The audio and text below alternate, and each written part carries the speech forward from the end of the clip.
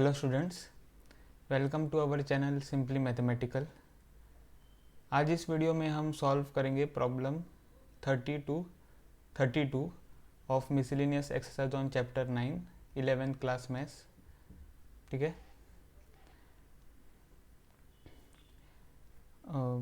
तो शुरू करेंगे 30th प्रॉब्लम और यहाँ पे प्रॉब्लम रीड करेंगे। A man deposited ₹10,000 in a bank at the rate of 5% simple interest annually. Find the amount in 15th year since he deposited the amount and also calculate the total amount after 20 years. ठीक है, तो मैं पहले यहाँ पर क्या करूँगा कि सिंपल इंटरेस्ट और कंपाउंड इंटरेस्ट में डिफरेंस बताऊँगा। तो यहाँ पे आपको क्या गिवन है, सिंपल इंटरेस्ट। ठीक है, तो सिंपल इंटरेस्ट पहले देखते हैं क्या होता है। तो मैं यहाँ पे एग्जांपल लूँगा। तो अगर आपके पास प्रिंसिपल मतलब कि जो अमाउंट आपने डिपॉजिट किया है वो है ₹100, ठीक है, फिर rate of interest is 5% suppose, और टाइम हम लिखेंगे 4 इयर्स। तो ये आपके पास डेटा है। तो सिंपल इंटरेस्ट का मतलब क्या है, तो अगर हम फर्स्ट ईयर देखें तो फर्स्ट ईयर का मतलब है जब आप जो प्रिंसिपल है वो डिपॉजिट करते हो। ठीक है, तो वो होगा अमाउंट 1, ठीक है, A1, सो दैट इज़ ₹100।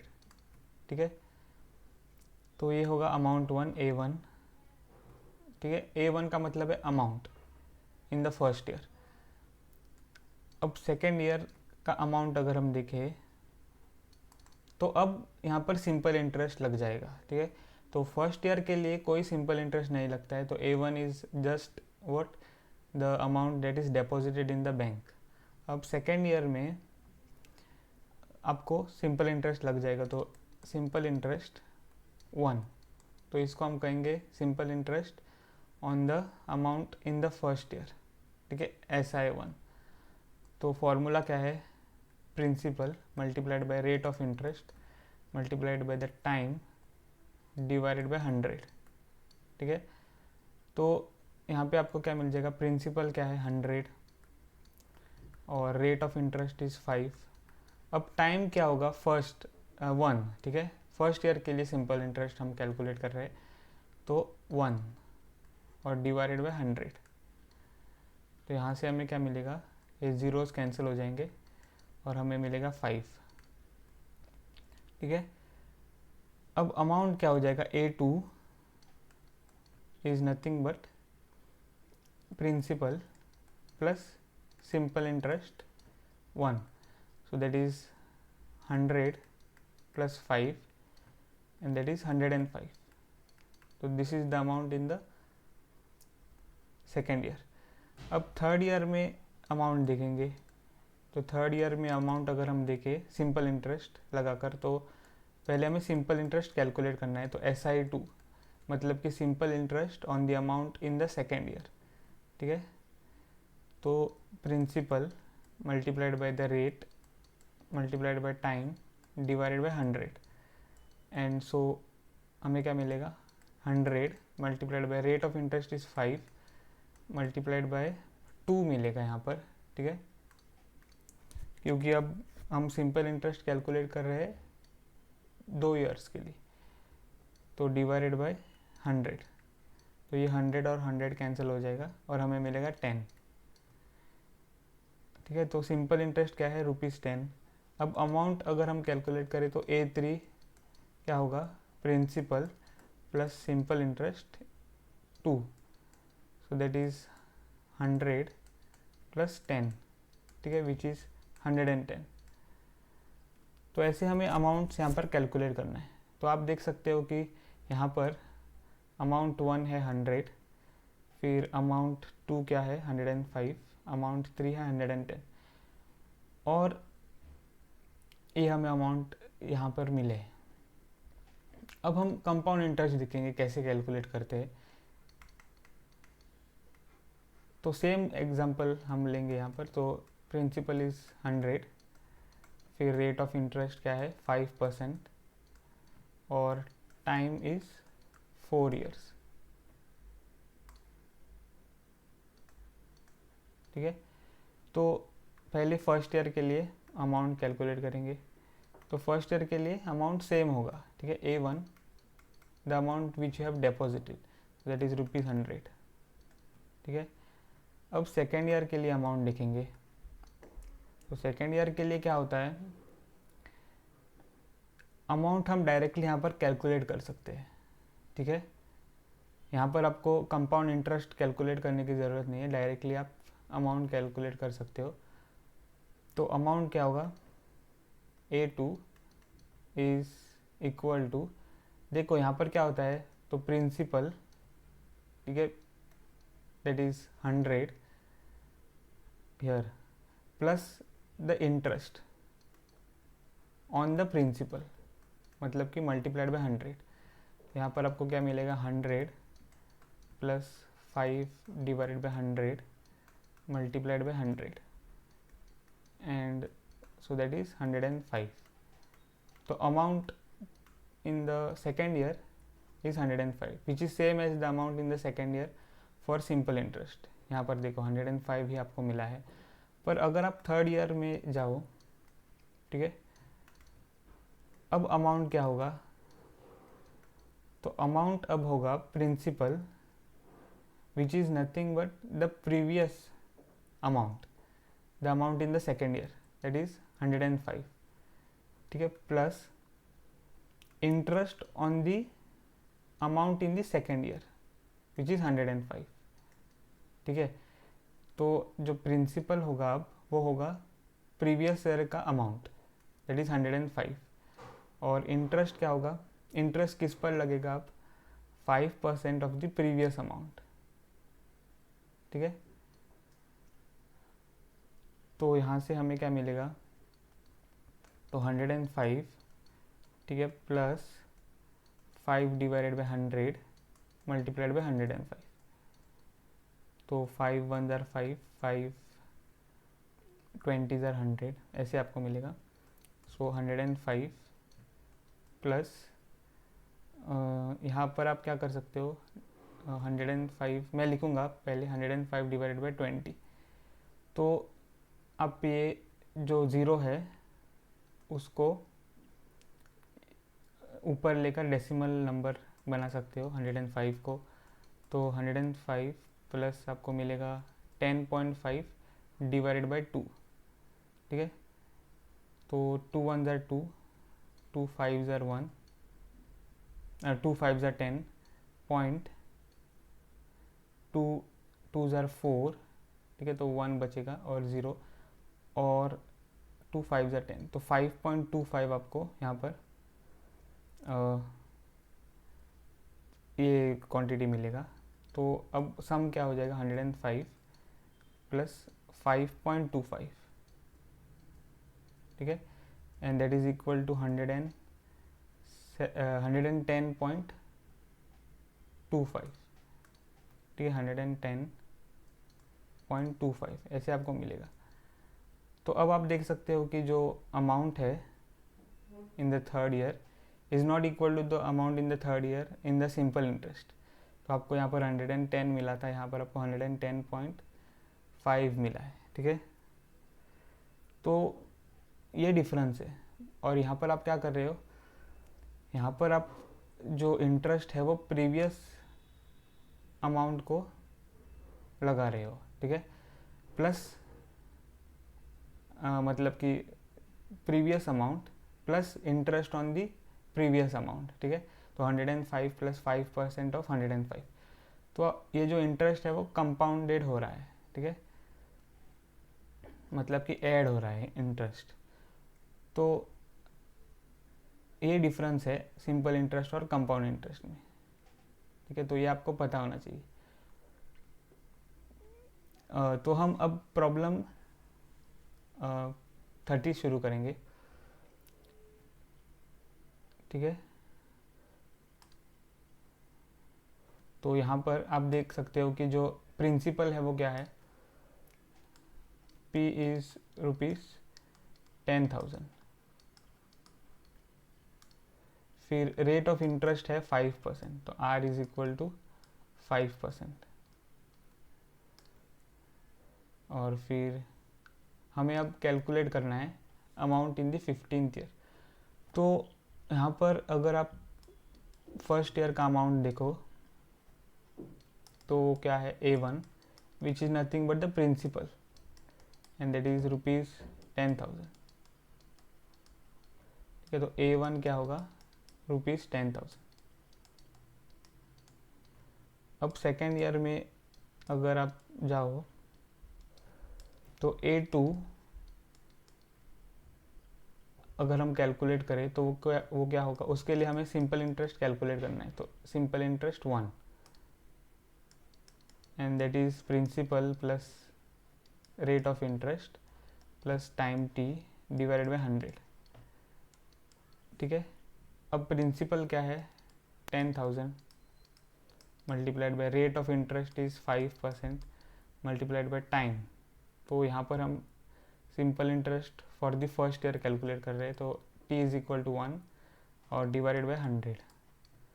सो यहाँ पर ये 0 कैंसिल हो जाएंगे और हमें मिलेगा 500। ठीक है, तो simple interest in the first year is 500।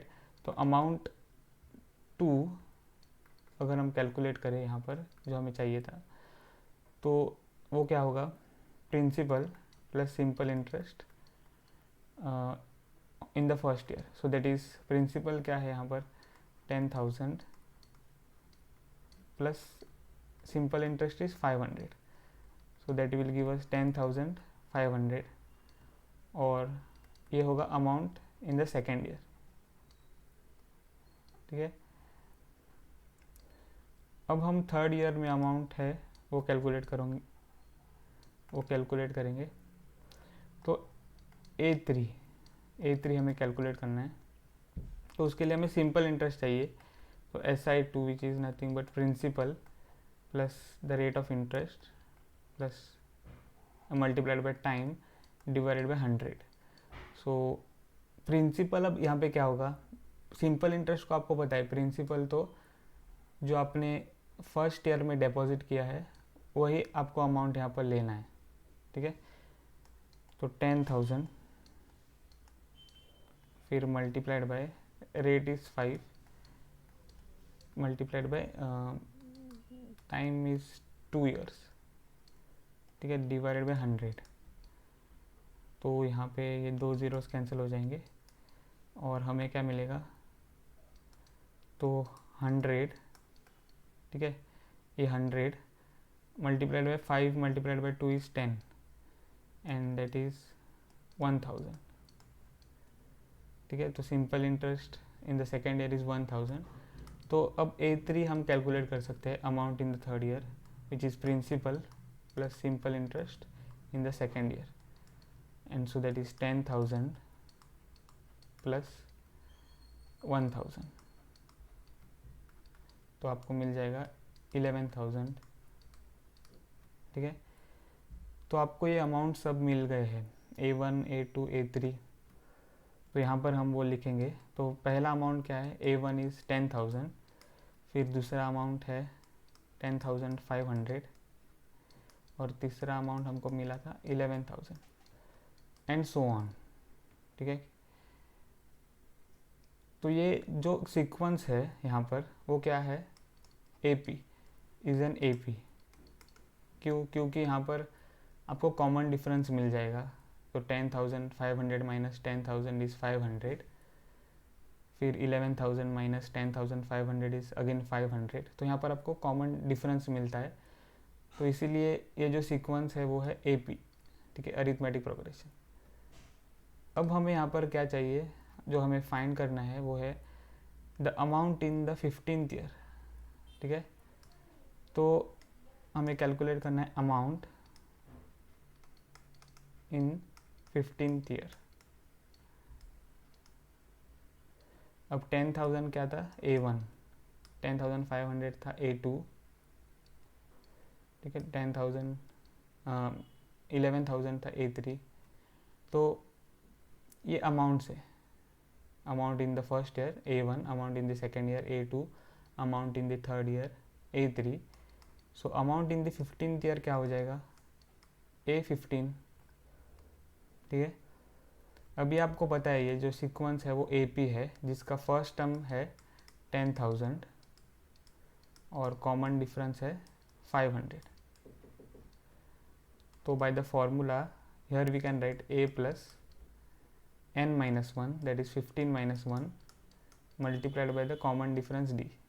ठीक है, तो A क्या है 10,000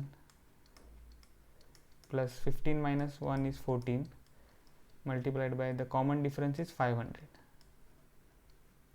ठीक है, तो 10,000 प्लस 14 मल्टीप्लाइड बाय 500 क्या होगा, तो 500 मल्टीप्लाइड बाय 14, तो 4 multiplied bye 0 is 0, 4 multiplied bye 0 is 0, 4 multiplied by 5 is 20। ठीक है, 1 multiplied bye 0 is 0, 1 multiplied bye 0 is 0, 1 multiplied by 5 is 5, तो 0 0 0 7। तो यहाँ पर हमें मिलेगा 7,000। Now this is equal to 17,000। ठीक है, तो फर्स्ट पार्ट का आंसर हमें मिला है और वो है ₹17,000 amount in the 15th year. अब हम यहाँ पे सेकेंड पार्ट सॉल्व करेंगे और सेकेंड पार्ट क्या है, also calculate the total amount after 20 years. ठीक है, तो यहाँ पर ये जो वर्ड आफ्टर है उसको आपको ध्यान से देखना है। तो आफ्टर का मतलब क्या है यहाँ पर, तो अमाउंट आफ्टर 20th ईयर। ठीक है, तो अमाउंट आफ्टर 20th ईयर बन जाएगा अमाउंट इन 21st ईयर। ठीक है, आफ्टर का मतलब है 20th ईयर के एंड में, मतलब कि 21st ईयर के स्टार्टिंग में जो अमाउंट है वो आपको कैलकुलेट करना है। ठीक है, तो फर्स्ट ईयर के स्टार्टिंग में कितना अमाउंट था, तो फर्स्ट ईयर के स्टार्टिंग में आपके पास 10,000 था। स्टार्टिंग में का मतलब है जब आप डिपॉजिट करते हो तब का अमाउंट। अब सेकेंड ईयर में अमाउंट क्या था 10,500, सेकेंड ईयर में मतलब सेकेंड ईयर के स्टार्टिंग में। ठीक है, और थर्ड ईयर के स्टार्टिंग में कितना अमाउंट था 11,000। तो 21st ईयर के स्टार्टिंग में जो अमाउंट है उसको हम कह सकते हैं अमाउंट आफ्टर 20th ईयर। ठीक है, अमाउंट आफ्टर 20th ईयर।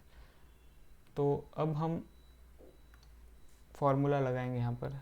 तो amount in the 21st year है A plus 21 minus 1 multiplied by the common difference D।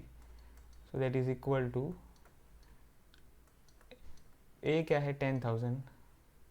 ठीक है, plus 21 minus 1 is 20 multiplied by common difference is 500। ठीक है, तो यहाँ से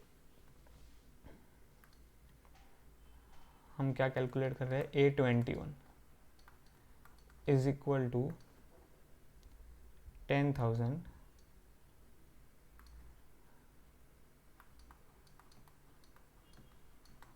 प्लस 20 मल्टीप्लाइड बाय 500 क्या होगा, तो 10,000। ठीक है, and this is equal to 20,000।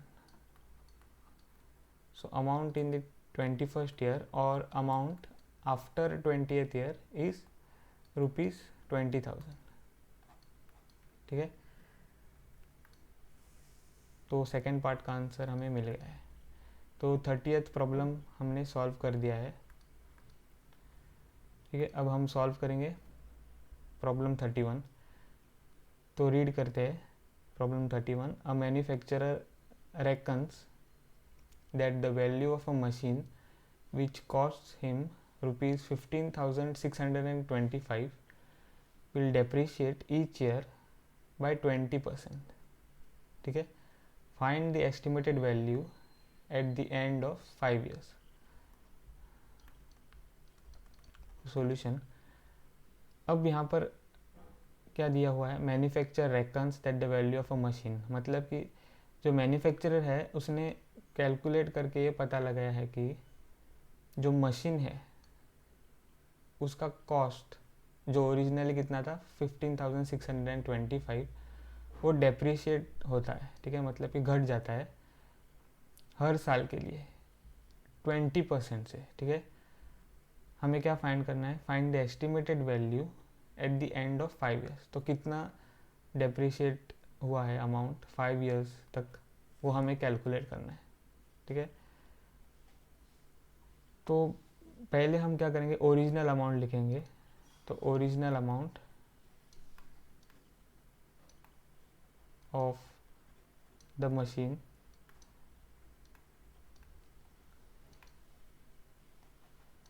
Is equal to rupees 15,625. ठीक है. ये अमाउंट. अब जो अमाउंट है वो डेप्रिशिएट होता है हर साल. तो फर्स्ट ईयर में कितना अमाउंट था, तो फर्स्ट ईयर में रुपीज़ 15,625. अब सेकेंड ईयर में हम अमाउंट कैलकुलेट करेंगे जो मशीन का. तो हमको क्या मिलेगा 15,625. ठीक है. Minus 20% of that amount, same amount 15,625. ठीक है. तो ये हमको कैलकुलेट नहीं करना है, यहाँ से हमें एक फॉर्मूला निकालना है. तो उसके लिए हम क्या करेंगे, ये जो 15,625 है वो कॉमन लाएंगे. तो 15,625 ब्रैकेट 1 माइनस 20%. ठीक है. तो फर्स्ट स्टेप में या फर्स्ट स्टेप में नहीं, सेकेंड ईयर में हमें इतना अमाउंट मिला है जो कि डेप्रिशिएटेड अमाउंट हमको मिला है सेकेंड ईयर में. फिर थर्ड ईयर में अमाउंट देखेंगे. तो उसके लिए हमें क्या करना होगा, सेकेंड ईयर का अमाउंट देखना है. ठीक है.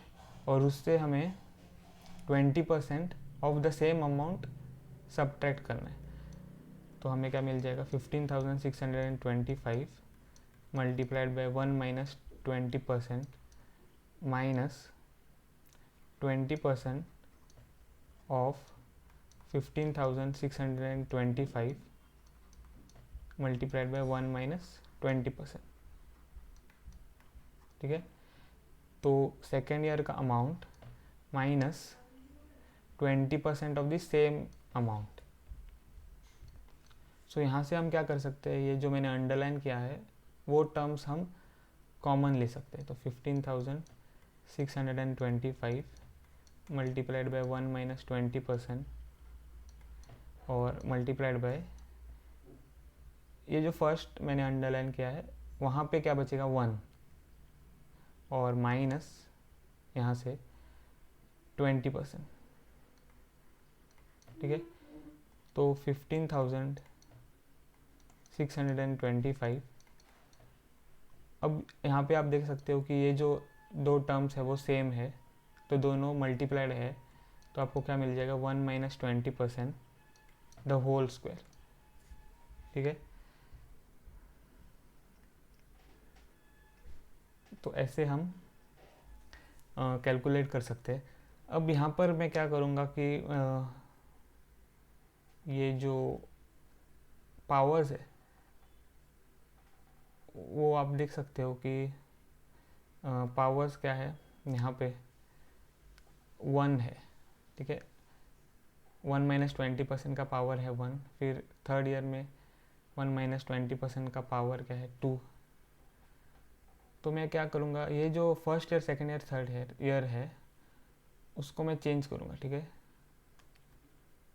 तो इसको मैं फर्स्ट ईयर नहीं बोलूँगा, ओरिजिनल अमाउंट जो है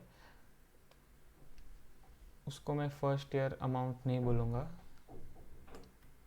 ये जो डेप्रिशिएटेड अमाउंट है, पहला डेप्रिशिएटेड अमाउंट, तो वो हम कहेंगे कि फर्स्ट ईयर का डेप्रिशिएटेड अमाउंट है, ठीक है। अब यहाँ पे क्या आ जाएगा, सेकेंड ईयर। सेकेंड ईयर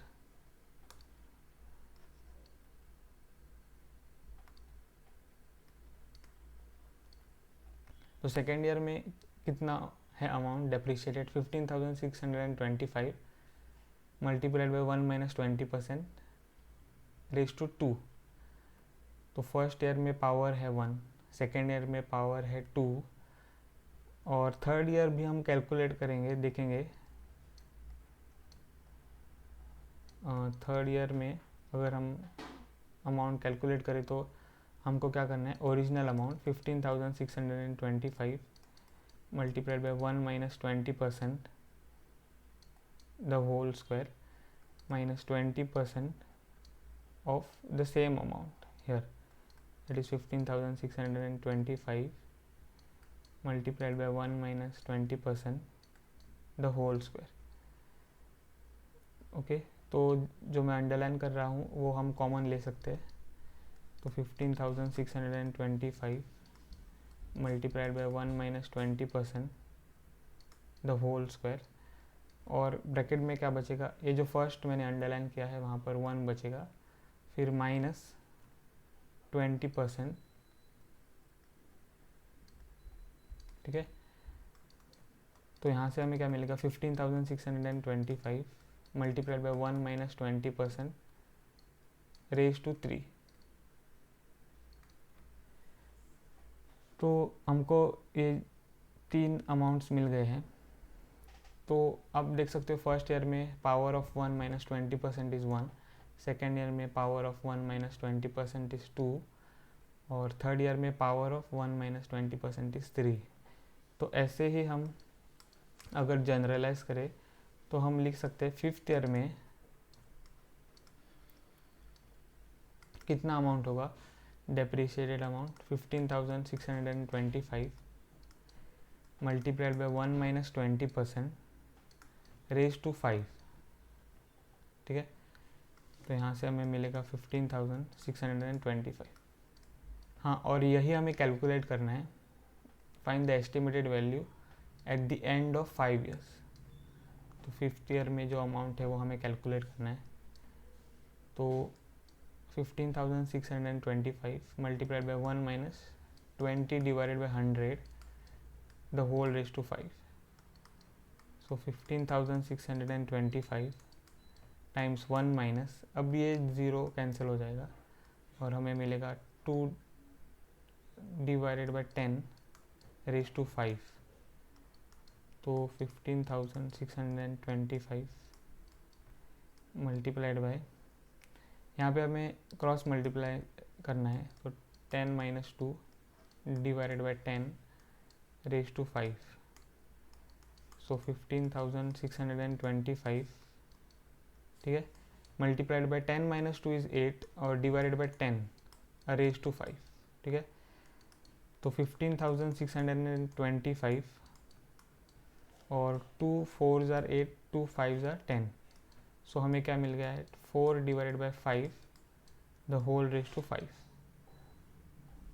तो अभी हमें ये जो टर्म है वो कैलकुलेट करना है। तो हमको क्या मिलेगा, 15625 multiplied by 4 raise to 5 divided by 5 raise to 5, ठीक है। यहाँ से तो हमें मिलेगा 15625 मल्टीप्लाइड बाय, अब 4:5 को अगर हम कैलकुलेट करें तो पहले हमें ये देखना है कि 4:5 है 4:3 मल्टीप्लाइड बाय 4:2। तो 4:3 है 64 और 4:2 है 16। तो यहाँ पे हमें मल्टीप्लाई करना है 64 और 16। तो 6 4 24, ठीक है। 6 6 36 प्लस 2 इज़ 38 प्लस 1 4 ज़ार 4 1 6 ज़ार 6, तो 4 8 plus 4 is 12, 6 plus 3 is 9 plus 1 is 10, तो 4/5 क्या है 1024। फिर डिवाइडेड बाय 5/5 हम सिमिलरली कैलकुलेट करेंगे, तो 5/5 कैलकुलेट करने के लिए हमें पहले 5/3 मल्टीप्लाइड बाय 5/2 करना है, और फिर आपको पता है कि 5/3 इज़ 125, 5/2 इज़ 25, तो हमें यहाँ पर 125 मल्टीप्लाइड बाय 25 करना है, तो 5 5 ज़ा 25, ठीक है, 5 2 ज़ा 10 प्लस 2 इज़ 12, अब 5 1 ज़ा 5 प्लस 1 इज़ 6, अब 2 5 ज़ा 10, 2 2 ज़ा 4 प्लस 1 इज़ 5, 2 1 ज़ा 2, तो 5 2 प्लस 0 इज़ 2, 6 प्लस 5 इज़ 11 और 1 प्लस 2 इज़ 3, ठीक है, तो 3125 मिलेगा। अब यहाँ पे हम 3125 और 15625 को कैंसिल कर सकते हैं, तो कैसे कैंसिल करेंगे, तो अगर हम देखें 3125 मल्टीप्लाइड बाय 5, तो अगर हम ये कैलकुलेट करें तो 5 5 ज़ा 25, 5 2 ज़ा 10 plus 2 is 12, 5 multiplied by 1 is 5 plus 1 is 6, 5 times 3 is 15, ठीक है, तो ये देखो आपको 15,625 मिलता है, तो 3125 1 ज़ा 3125 और 3125 5 ज़ा 15,625, तो 5 मल्टीप्लाइड बाय 1024, ठीक है, तो ये हमें अब कैलकुलेट करना है, तो 1024 multiplied by 5 and so that is 5 4 ज़ा 20, 5 2 ज़ा 10 plus 2 is 12, 5 times 0 is 0 plus 1 is 1, 5 times 1 is 5, तो 5120, ये आपको आंसर मिलेगा, and which is the depreciated amount, ठीक है, so therefore depreciated amount in the 5th year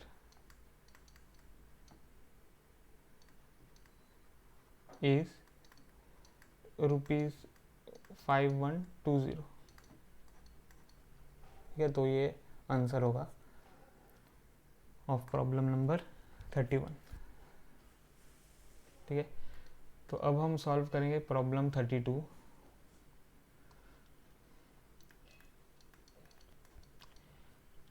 अब प्रॉब्लम 32 पहले रीड करते हैं, तो 150 workers were engaged to find a job in a certain number of days, 4 workers dropped out on second day, फिर 4 more workers dropped out on third day and so on. It took 8 more days to finish the work, ठीक है, find the number of days in which the work was completed.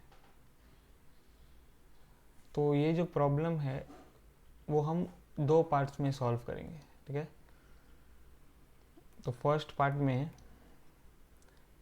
हमें जो find करना है वो हम लिखेंगे, तो फर्स्ट पार्ट में हमें फाइंड करना है वर्क डन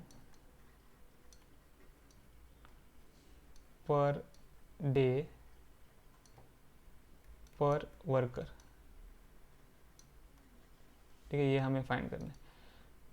तो फर्स्ट पार्ट ये है, सेकंड पार्ट मैं बाद में बताऊंगा, पर यहाँ पर आप देख सकते हो कि 150 workers were engaged to find a job in a certain number of days, तो उसका मतलब है यहाँ पे एक सपोजिशन है, मतलब कि अगर 150 वर्कर्स थे तो जॉब जो है वो सर्टेन नंबर ऑफ डेज में फिनिश हो सकता था, ठीक है।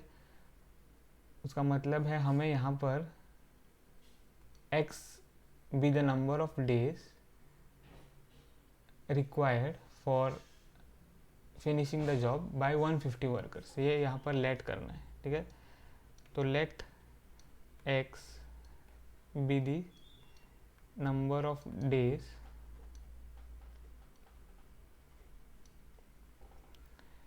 required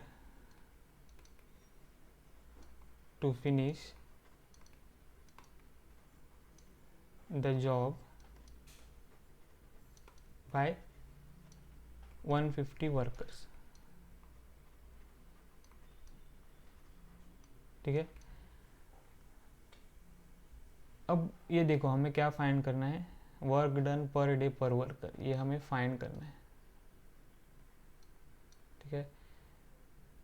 तो उसके लिए हमें क्या करना है, डायरेक्ट प्रोपोर्शन को देखना है यहाँ पर, ठीक है। एक डायरेक्ट प्रोपोर्शन को हम देखेंगे। तो यहाँ पर मैं लिखूँगा नंबर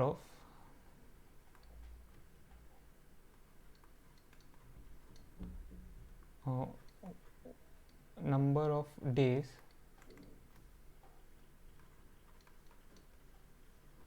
और वर्क डन, ठीक है। तो x नंबर ऑफ डेज में वर्क पूरा होता है, फिनिश होता है, तो इसके लिए जो यहाँ पर नंबर होगा वो 1 होगा, ठीक है। 1 का मतलब है कि जो वर्क है वो कंप्लीट हो गया है, ठीक है। अगर हम यहाँ पे हाफ लिखे तो उसका मतलब है वर्क जो है वो आधा कंप्लीट हुआ है, तो ऐसे ही हमें ये अंडरस्टैंड करना है, ठीक है। तो नंबर ऑफ डेज अगर x है तो उसका मतलब है वर्क कंप्लीट हो गया है, क्योंकि यहाँ पर हमने लेट किया है x be the number of days required to finish the job, ठीक है। अब यहाँ पर हम फाइंड करेंगे कि एक दिन में कितना काम कंप्लीट होता है, ठीक है। तो क्वेश्चन मार्क यहाँ में लिखूँगा। अब ये जो क्वेश्चन मार्क है उसे हम फाइंड करेंगे। तो ये जो प्रोपोर्शन है वो डायरेक्ट प्रोपोर्शन है, क्योंकि अगर नंबर ऑफ डेज ज़्यादा है तो जो काम पूरा हुआ है वो भी ज़्यादा होगा, ठीक है। तो डायरेक्ट प्रोपोर्शन,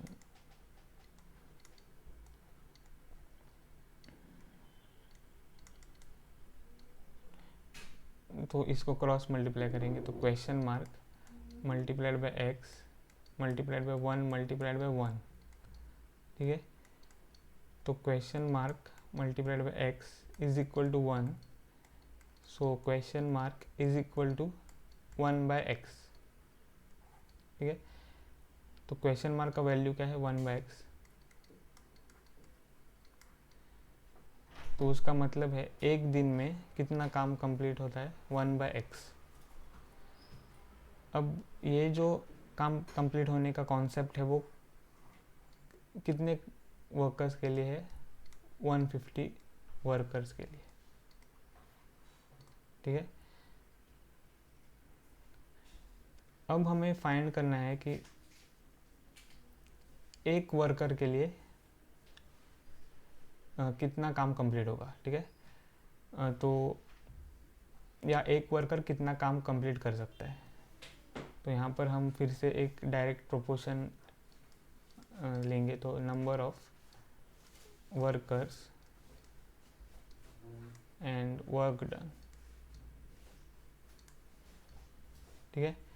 तो नंबर ऑफ वर्कर्स अगर 150 है तो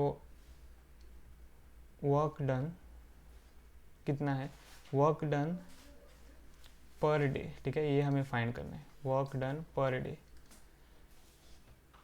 तो अभी अभी हमने निकाला है कि work done per day completed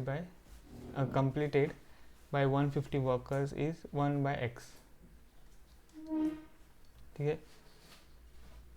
अब अगर नंबर ऑफ वर्कर्स 1 है तो वर्क डन कितना होगा पर डे वो हमें फाइंड करना है। तो इसीलिए हमें यहाँ पर क्रॉस मल्टीप्लाई करना है, क्योंकि ये जो प्रोपोर्शन है वो डायरेक्ट प्रोपोर्शन है, क्योंकि अगर नंबर ऑफ वर्कर्स ज़्यादा है तो काम ज़्यादा कंप्लीट होगा, तो ये डायरेक्ट प्रोपोर्शन है।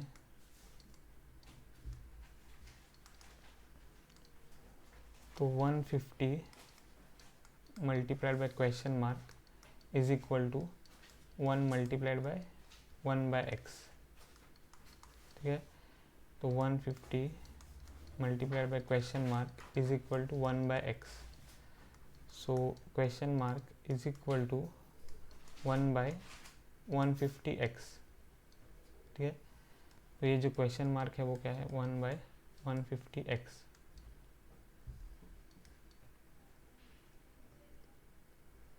तो यहाँ पर हमें क्या मिला है,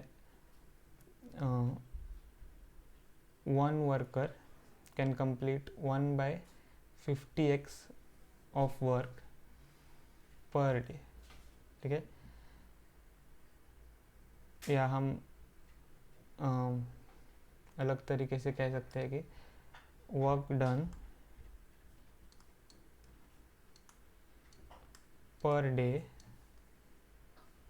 यहाँ से work done per day per worker, क्योंकि यहाँ पर 1 हमने लिया था, इज 1 बाय 150x, ठीक है। तो ये जो पार्ट 1 है उसका आंसर हमें यहाँ पर मिला है, ठीक है। अब हम पार्ट 2 स्टार्ट करेंगे। हम ये पार्ट 1 यूज़ करेंगे पार्ट 2 सॉल्व करने के लिए। तो work done per day per worker is 1 by 150x, ठीक है। अब सेकेंड पार्ट हम देखेंगे। तो सेकेंड पार्ट के लिए यहाँ से हम प्रॉब्लम रीड करेंगे। तो 4 workers dropped out on second day, 4 more workers dropped out on third day, and so on. It took 8 more days to finish the work. Find the number of days. ये हम हाँ read करेंगे। Find the number of days in which the work was completed, ठीक है। तो यहाँ पर देखो 4 workers dropped out on second day है यहाँ पर, मतलब कि दूसरे दिन 4 workers dropped out होते हैं, फिर तीसरे दिन और 4 वर्कर्स ड्रॉप्ड आउट होते हैं, ठीक है। तो ऐसे सिलसिला चलता रहता है और इसी सिलसिले के कारण उनको 8 ज़्यादा दिन लगते हैं काम पूरा करने के लिए, ठीक है। तो ये आपको समझना चाहिए। अब यहाँ पे हम लिखेंगे 150 वर्कर्स थे फर्स्ट डे में, फिर सेकेंड डे में 146 हो गए, 4 वर्कर्स कम हो गए, मतलब कि 150 माइनस 4 विच इज़ 146। फिर और 4 वर्कर्स यहाँ पे कम होते हैं, तो 146 माइनस 4 इज़ 142, तो थर्ड डे, ठीक है। ऐसे हमें ये सीक्वेंस मिलेगा, ठीक है, ऑफ नंबर ऑफ वर्कर्स। अब हम क्या करेंगे, यहाँ पे टेबल एक प्रिपेयर करेंगे। तो नंबर ऑफ वर्कर्स और फिर सेकेंड कॉलम में work done per day per worker, ठीक है, और वर्क डन पर डे। तो पहले दिन कितने वर्कर्स थे, 150, और work done per day per worker कितना है, तो हमने पता लगाया है कि वो है 1 बाय 150x, ठीक है। तो यही हम यूज़ करेंगे। तो 1 बाय 150x। फिर वर्क डन पर डे कितना है, तो हमें क्या करना चाहिए, ये जो 150 वर्कर्स है, तो 150 मल्टीप्लाइड बाय 1 बाय 150x, ठीक है, वो होगा वर्क डन पर डे।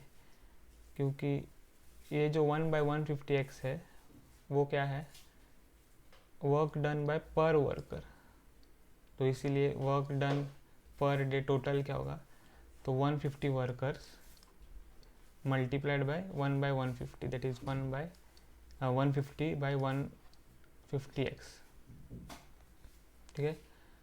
अब दूसरे दिन क्या होता है, नंबर ऑफ वर्कर्स घट जाते हैं और वो है 146, पर work done per day per worker same है, ठीक है, दैट इज 1 बाय 150x। ठीक है। अब वर्क डन पर डे क्या होगा, तो number of workers multiplied by work done per day per worker, that is 1/150x। Okay, so हमें क्या मिलेगा, 146 डिवाइडेड बाय 150x। अब तीसरे दिन जो नंबर ऑफ वर्कर्स है वो 142 है, और work done per day per worker 1/150x। तो वर्क डन पर डे क्या होगा, 142 डिवाइडेड बाय 150x। तो ऐसे ही हमें ये सीक्वेंस मिलेगा।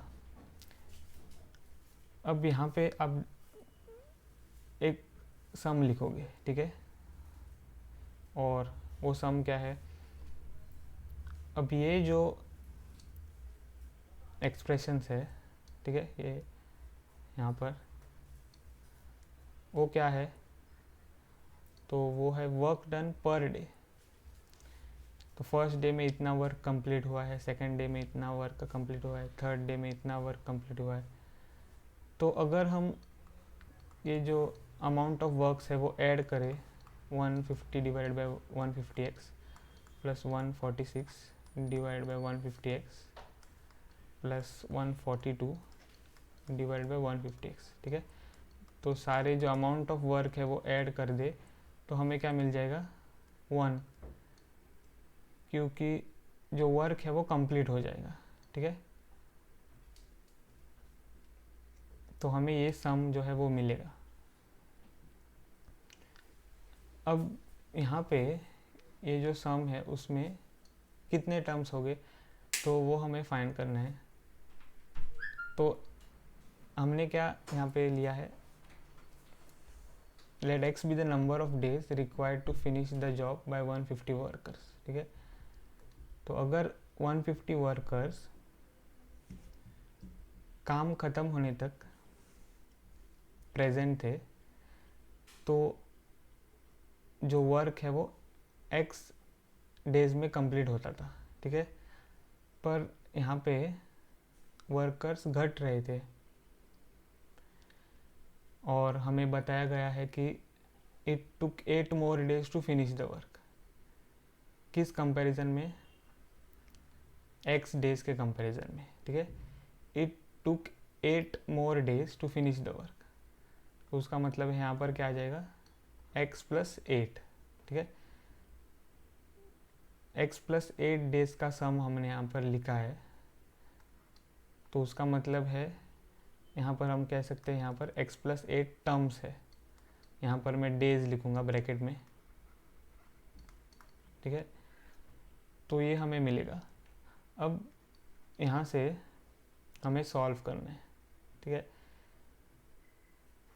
यहाँ पर आप देख सकते हो कि डिनोमिनेटर जो है वो सेम है, दैट इज़ 150x, तो हम वो कॉमन लेंगे, मल्टीप्लाइड बाय क्या बचेगा ब्रैकेट में, 150 प्लस 146 प्लस 142, ठीक है, ऐसे इक्वल टू 1, ठीक है। तो अब ये जो क्वांटिटी है वो हम यहाँ लेंगे, ठीक है। तो हमें मिलेगा 150 plus 146 plus 142 and so on is equal to 150x, ठीक है। अब यहाँ पे कितने टर्म्स है, देखो इस ब्रैकेट में फिर भी x प्लस 8 टर्म्स ही है, हमने सिर्फ जो नंबर है वो कॉमन लिया है, पर जो सम में जो टर्म्स है वो सेम नंबर ऑफ टर्म्स है, x प्लस 8। यहाँ पर भी आपको x प्लस 8 टर्म्स मिलेंगे, ठीक है। तो अब हम क्या करेंगे, ये जो सम है वो सम ऑफ अरिथमेटिक प्रोग्रेशन है, ठीक है। So this is sum of AP where the first term क्या है 150 और कॉमन डिफरेंस क्या होगा, तो 146, ठीक है। तो कॉमन डिफरेंस कैलकुलेट करने के लिए d is equal to second term which is 146 minus the first term which is 150 and so we will get -4. ठीक है, -4 मिलेगा. सो यहाँ से -4. अब सम ऑफ ए पी का फॉर्मूला क्या है, तो n/2 और n यहाँ पे x+8 है तो वो भी हम यहाँ पे लिखेंगे. तो n is equal to x+8. ठीक है, तो हमें मिलेगा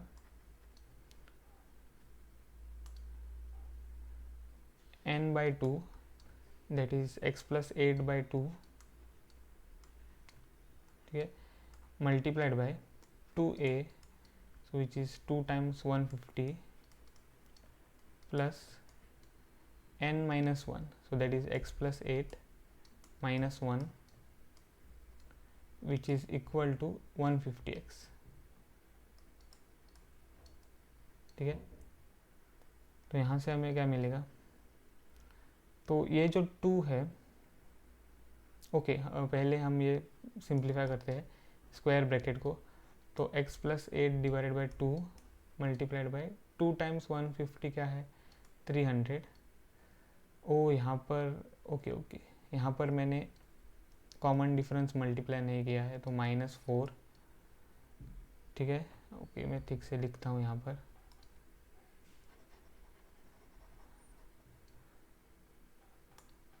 तो -1 multiplied by common difference is -4 is equal to 150x. तो यहाँ पर क्या आ जाएगा, तो x+8 -1 पहले हम सिंप्लीफाई करेंगे तो x+7 multiplied by -4 which is equal to 150x. ठीक है, तो यहाँ से हम सिंप्लीफाई अगर करें तो हमें मिलेगा x+8 divided by 2 multiplied by 300 फिर -4x. ठीक है, यहाँ से x multiplied by -4 is -4x, फिर -4 multiplied by 7 is -28 and so this is equal to 150x. ठीक है, तो अब हम यहाँ पे फिर से स्क्वायर ब्रैकेट सिंप्लीफाई करेंगे तो x+8 divided by 2 multiplied by 300 minus 28 होगा 272 minus 4x is equal to 150x. ठीक है, तो यहाँ से हमें अब क्या करना होगा, ये जो 2 है वो हम राइट हैंड साइड में लाएंगे. ठीक है, तो हमें मिलेगा x+8 multiplied by 272 minus 4x is equal to 300x. ठीक है, 150 multiplied by 2 is 150 multiplied by 2 is 300. ठीक है, अब हम इन दोनों ब्रैकेट्स को मल्टीप्लाई करेंगे तो 272x माइनस 4x². ठीक है, और फिर 272 मल्टीप्लाइड बाई 8 कैलकुलेट करेंगे तो 272 multiplied by 8 is 2 times 8 is 16, 7 times 8 is 56 plus 1 is 57, 2 times 8 is 16 plus 5 is 21. तो 2176 और -32x. ठीक है, तो ये हमें मिलेगा which is equal to 300x. So what we get -4x². और यहाँ पे हम x टर्म्स एक साथ लाएंगे तो 272x माइनस 32x. ठीक है, और -300x. यहाँ से राइट हैंड साइड से हम लेफ्ट हैंड साइड में लाए हैं 300x को, तो -300x और कांस्टेंट क्या है +2176 और इक्वल टू 0. ठीक है, तो हमें मिलेगा -4x². फिर अब हम क्या करेंगे, ये जो क्वांटिटीज़ है वो सिंप्लीफाई करेंगे। तो उसके लिए पहले हमें 300 प्लस 32 करना है, ठीक है, दोनों माइनस है, तो 300 प्लस 32 विच इज़ 332, ठीक है। सो हमें मिलेगा यहाँ पर plus 272 minus 332 X plus 2176 equal to 0, ठीक है। तो यहाँ से हमें क्या मिलेगा, -4x², फिर 272x है। अब 332 माइनस 272 करना है हमें, ठीक है। 272 माइनस 332, तो 332 माइनस 272 क्या मिलेगा, 2 माइनस 2 इज़ 0, फिर बोरो 1, यहाँ पे 2 बचेगा। 13 माइनस 7 इज़ 6 और 0 यहाँ पे, तो माइनस 60x, फिर plus 2176 which is equal to 0, ठीक है। तो अब हम क्या करेंगे, यहाँ से हम -4 कॉमन लेंगे, तो ब्रैकेट में बचेगा x² प्लस 15x माइनस, तो 2176 how much, 4 how much are 2176, तो वो हमें फाइंड करना है। तो उसके लिए हम 2176 को 4 से डिवाइड करेंगे, तो 4 1 ज़ार 4, 4 5 ज़ार 20, 1 बचेगा, 4 4 ज़ार 16, फिर से 1 बचेगा, 4 4 ज़ार 16, तो 544 आ जाएगा यहाँ पर विच इज़ इक्वल टू 0, ठीक है। तो अब ये जो -4 है वो हम राइट हैंड साइड में लाएंगे, तो हमें मिलेगा x² plus 15x minus 554 equal to 0 divided by -4 which is 0, ठीक है। तो अब हम यहाँ पे स्प्लिटिंग द मिडल टर्म लगाएंगे, तो उसके लिए हमें 544 के फैक्टर्स फाइंड करने हैं। तो 2 ज़ार 4, 1 बचेगा, 2 7 ज़ार 14, 2 ज़ार 4, फिर 2 1 ज़ार 2, 2 3 ज़ार 6, 1 बचेगा, ठीक है। 2 6 ज़ार 12, 2 6 ज़ार 12, 1 बचेगा, 2 8 ज़ार 16, 2 3 ज़ार 6, 2 4 ज़ार 8, 2 17 ज़ार 34 और 17 1 ज़ार 17। तो यहाँ पर क्या आ जाएगा, x²। अब इन नंबर्स को हम मल्टीप्लाई करें तो हमें मिलेगा 32, और 32 माइनस 17 इज़ 15, ठीक है। और 32 मल्टीप्लाइड बाय -17 इज़ -554, ठीक है। तो हमें यहाँ पर लिखना है प्लस 32 x, फिर -17x, फिर -544 इक्वल टू 0, ठीक है। तो अब यहाँ से हम x कॉमन ले सकते हैं, तो x multiplied by x plus 32,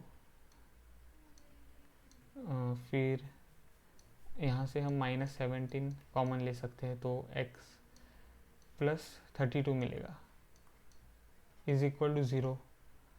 तो फिर हमें मिलेगा x plus 32 multiplied by x minus 17 is equal to 0। तो उसका मतलब है x plus 32 is equal to 0 और x minus 17 is equal to 0, ठीक है। तो बस हमें अब जो इक्वेशंस है उन्हें सॉल्व करना है। तो x plus 32 equal to 0 means x is equal to -32 और x माइनस 17 इक्वल टू 0 का मतलब है x इज इक्वल टू 17, ठीक है। अब ये जो वैल्यू है वो डिस्कार्ड हो जाएगी, is discarded.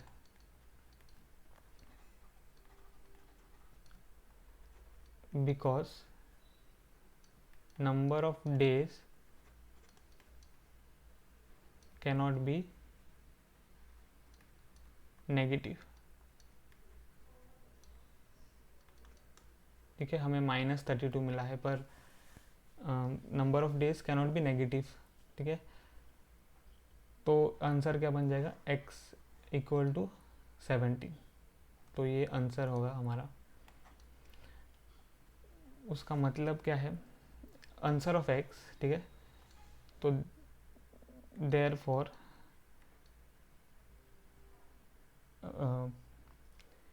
Number of days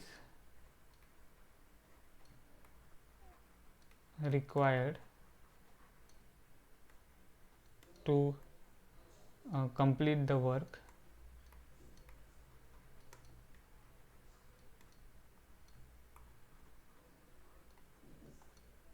is x plus 8। ठीक है, क्योंकि x plus 8 days were taken, यहाँ से ये जो मैंने लिखा है, तो x plus days were taken to complete the work। ठीक है, यहाँ पे मैंने लिखा है, देखो सेकेंड पार्ट में, और वहाँ से हमको मिलेगा is equal to 17 plus 8 and so that is 25 days. ठीक है, तो आंसर हमें मिला है ऑफ प्रॉब्लम नंबर 32। तो इस वीडियो में बस इतना ही। अगर आपको ये वीडियो पसंद आया हो तो मेरे वीडियो को ज़रूर लाइक करें, और अगर आपने मेरे चैनल को सब्सक्राइब नहीं किया है तो प्लीज़ मेरे चैनल को सब्सक्राइब कीजिए और ये वीडियो शेयर कीजिए। मिलता हूँ आपको अगले वीडियो में, तब तक के लिए बाय।